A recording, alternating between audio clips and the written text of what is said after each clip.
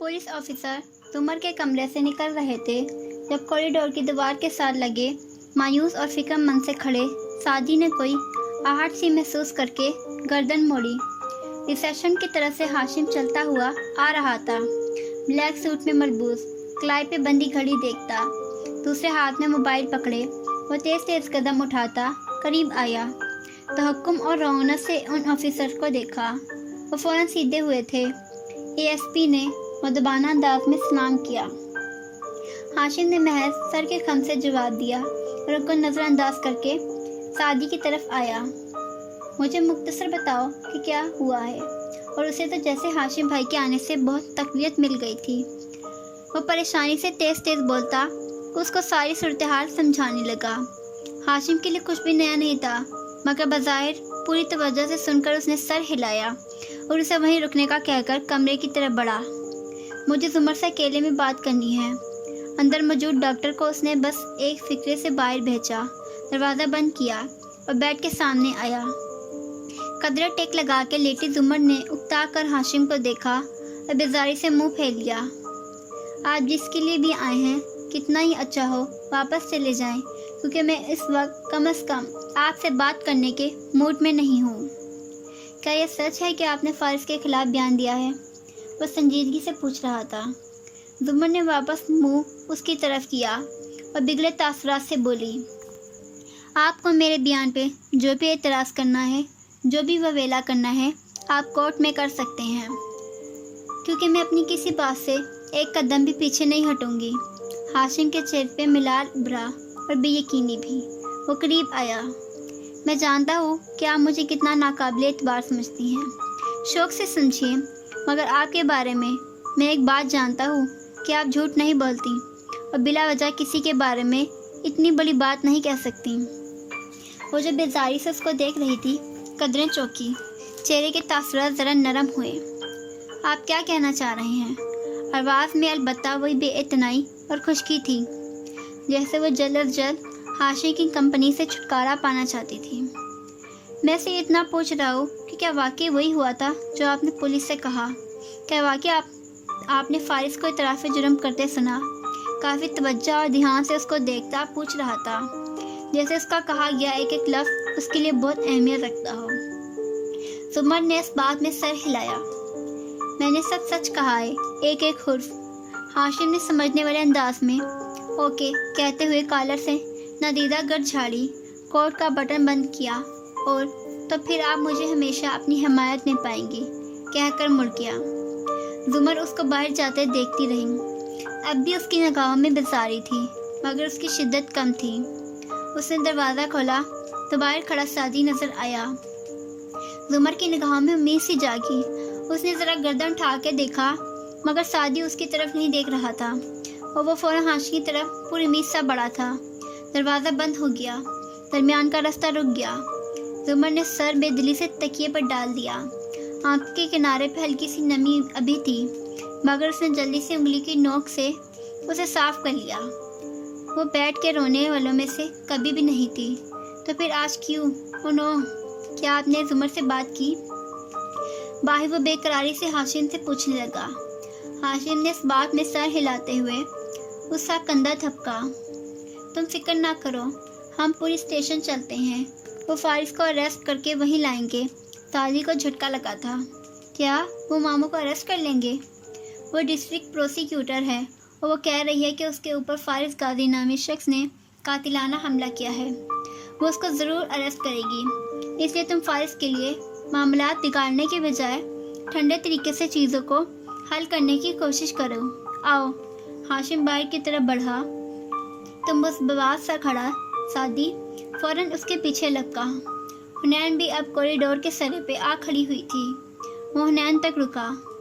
तुम अम्मी को फ़ोन कर लेना और उससे कहना वो तुम्हारे पास आ जाएं। हुनैन ने इस बात में सर हिलाया।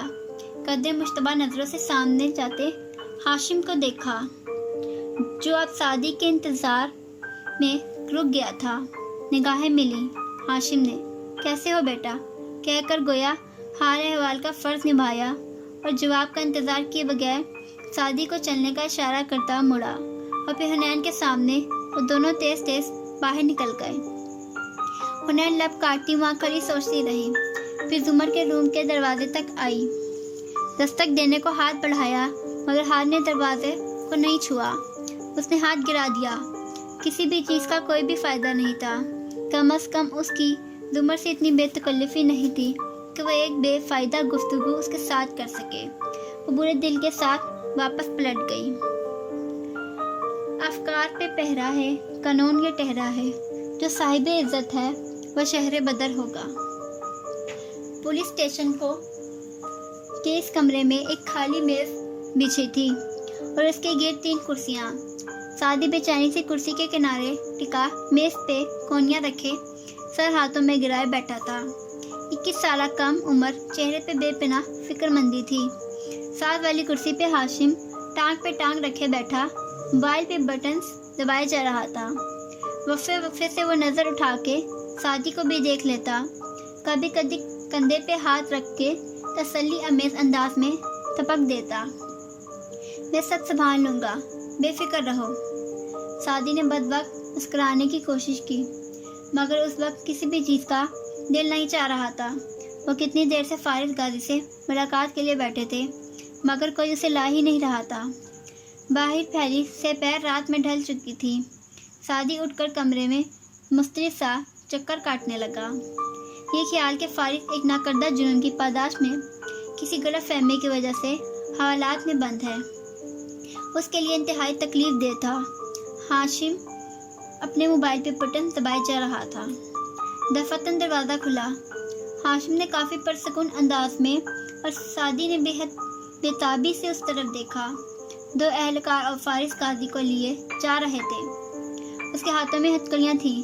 सियाह जीन्स पर राउंड नेक वाली ग्रे शर्ट में मलबूस जिसकी आसीने कलाई तक आती थी। फारिस इंतहाई गुस्से भरी बेबसी की सी कैफियत में था। आइब्रो बुझे थे और हल्की सुनहरी आंखों में शदीद तलखी थी। हाशिम मोबाइल रखकर फौरन उठा, एक कड़ी निगाह एहलकार पर डाली। हथकड़ी खोलो।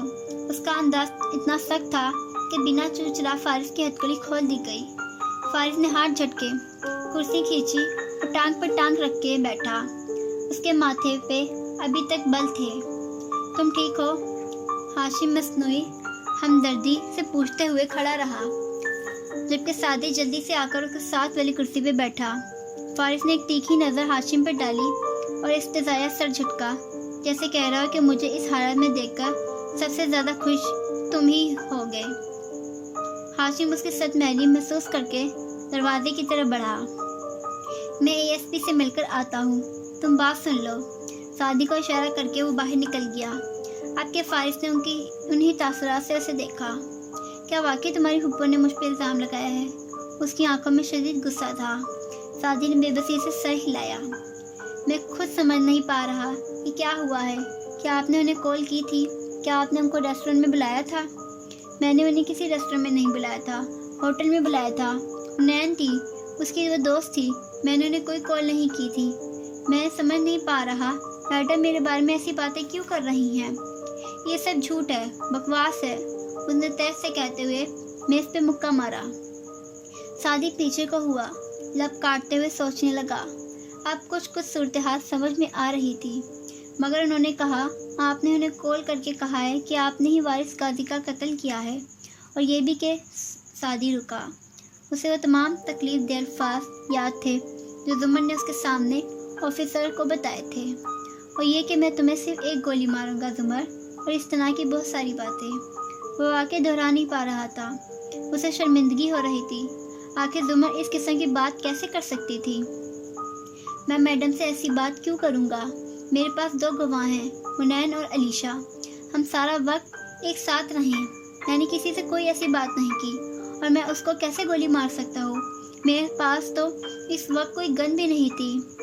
मगर जो गोली फूफो को मारी गई थी वो अलीशा के कमरे के साथ वाले कमरे की खिड़की से मारी गई। जब पुलिस ने वहाँ पे छापा मारा तो वहाँ मौजूद गन आपकी थी। उस पर आपके फिंगरप्रिंट्स थे। ये वही अमेरिकन गन थी जो आपने ब्लैक में पेशावर से खरीदी थी, और आप पर निशान लगे गिलास और कटलरी भी वहाँ से कब्जे में ली गई है। फिंगरप्रिंट्स के रिजल्ट आ गए हैं। वो कमरा भी आपके नाम बुक था और होटल के इस फ्लोर के CCTV कैमरास भी खराब थे। तो आप अलीशा के कमरे में गए या दूसरे कमरे में, कोई सबूत नहीं है, और इसमें मुस्तज़ाद जुमर का ये बयान है। मैं कुछ भी नहीं समझ पा रहा, आखिर हो क्या रहा है फारिस मामू? वो हाशिम की बताई गई मालूमात जो आयन जुमर के बयान के बाद मंजर आम पर लाई गई थी दोहराता गया। आखिर में उसकी बेबसी भी जैसे बरहमी में बदलने लगी। हाशिम वापस आ गया था और खामोशी से कुर्सी पे बैठा था। फारिस ने अपने गौर से उसका चेहरा देखा। तुम ये कहना चाह रहे हो कि मैं झूठ बोल रहा हूँ, मैं बकवास कर रहा हूँ? हाँ, मैं सिर्फ इतना पूछ रहा हूँ कि आपने फुप्पो को कॉल की थी? मैंने किसी को कोई कॉल नहीं की। मैं मैडम से ऐसी बात कैसे कर सकता हूँ कि मैंने गोली मारने वाला हूँ? रबिश, गोली मारने से पहले कौन बताता है?